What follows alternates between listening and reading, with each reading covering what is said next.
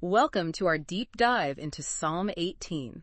So Psalm 18. We're going to be exploring King David's song Oh, yeah? of praise and thanksgiving. Right.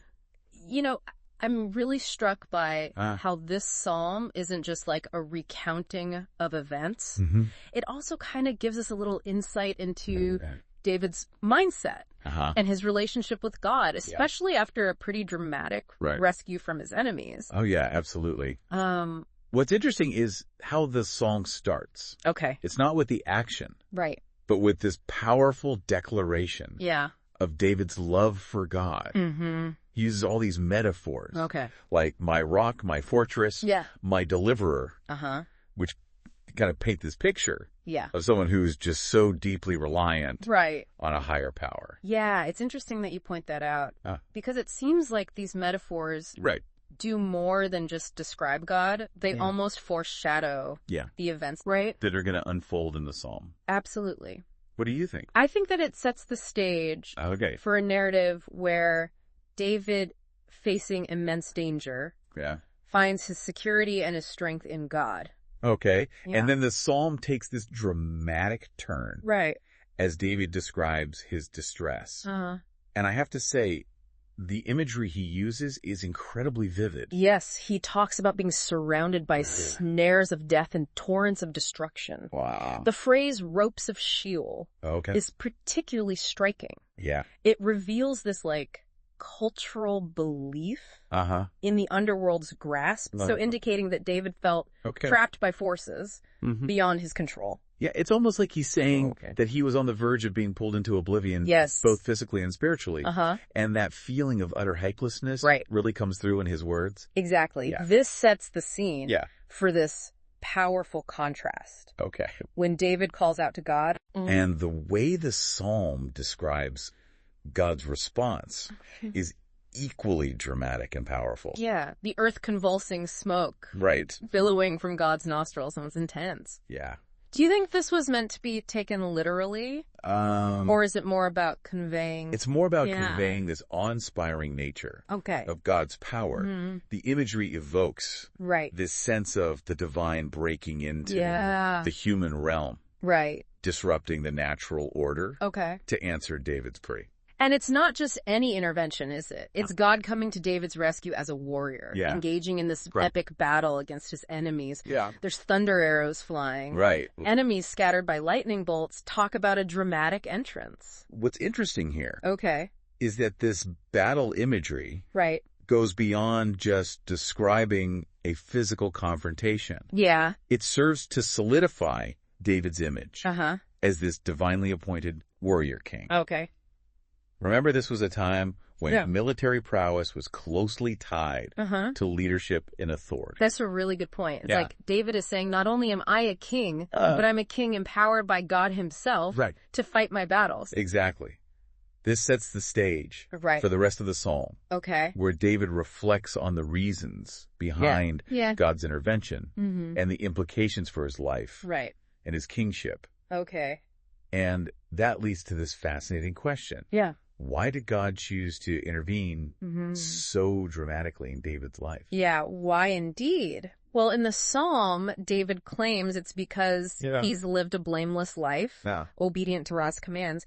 He states that he was blameless before him and kept himself from sinning. But that raises a lot of questions, doesn't it? It does. Especially for those who may not share David's beliefs or may question. The idea of divine favoritism. It's a complex issue, for sure. While some might see David's claim as arrogant or self-serving, I think it's important to consider the cultural and religious context of the time. In ancient Israel, righteousness and obedience to God were seen as essential for a king's success. So David's assertion of his own blamelessness could be seen as a way of affirming his legitimacy as a ruler, showing that he was worthy of God's favor. Absolutely. And protection. And it's worth noting that the psalm doesn't just focus on David's personal righteousness.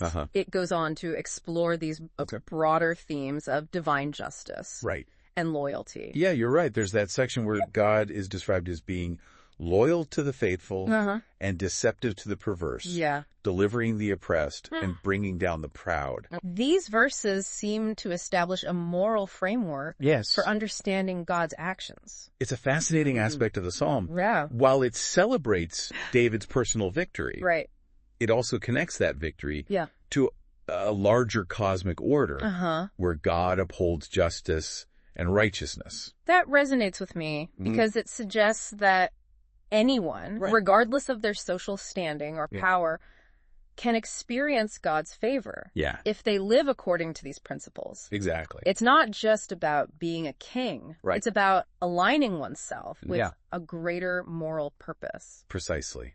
And it's interesting how these themes of justice and loyalty are reflected in the way David describes his own actions. He talks about pursuing his enemies, crushing them, grinding them to dust. That sounds pretty intense. It is. It's definitely a reminder of the brutal realities of warfare in ancient times. But it also seems to suggest that David saw his actions as an extension of God's justice, a way of upholding a righteous order in the world. You've hit on a crucial point. Okay. For David, the personal and the divine are intertwined.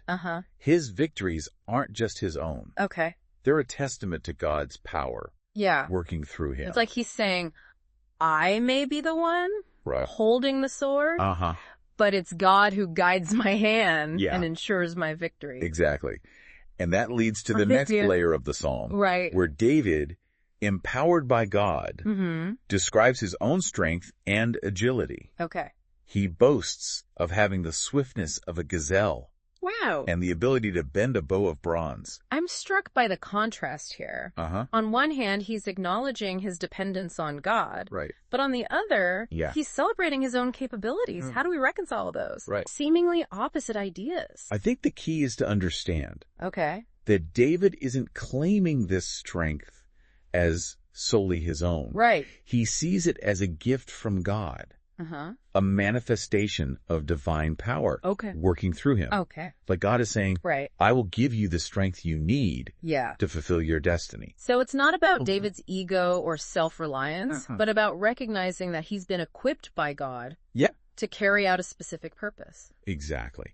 And this brings us to the final section of the psalm, where David shifts his focus from battles and enemies to something much grander. What happens in these concluding verses? What does David turn his attention to? Well, in these concluding verses, David shifts his focus from battles and enemies to something much grander. He concludes the psalm by exalting God's faithfulness and celebrating his own kingship, acknowledging that it was God who granted him victory and established him as ruler. So it's like a culmination of everything we've been talking about. It's a powerful culmination of the themes we've been exploring throughout the psalm. It's not just a personal victory song. It's this declaration of God's sovereignty. And David's divinely ordained role as king. I'm sensing a connection here to the larger narrative of David's life. Absolutely. You know, remember he was the shepherd boy who became king, a story that has captivated people for centuries. For sure. Psalm 18 serves as this powerful affirmation of David's kingship. It's as if he's saying, my reign is not just a matter of chance or human ambition. It's part of a divine plan. It's interesting how this psalm, which started with such personal expressions of distress and gratitude, ends up connecting to these broader themes of kingship destiny and divine providence. It seems to suggest that even our most personal struggles can have implications that extend far beyond ourselves. You've hit on a key insight. Psalm 18 masterfully blends personal gratitude with a subtle assertion of David's divinely ordained authority. It reminds us that our individual lives are often intertwined with larger historical and spiritual narratives. So as we wrap up our deep dive into Psalm 18, I want to leave our listener with this final thought. If you were to write your own song of thanksgiving today, what would it sound like? It's a powerful exercise, isn't it? It is. To reflect on the challenges we've faced, the sources of strength that have helped us through them, and the things we're most grateful for. Psalm 18 offers us a blueprint for this kind of reflection. It does. It reminds us that even in the midst of turmoil, there's always a reason to give thanks. Yeah. And to celebrate the victories, both big and small, that shaped our lives. We encourage you to revisit Psalm 18 on your own and reflect on its timeless message of faith, resilience, and the enduring power of gratitude.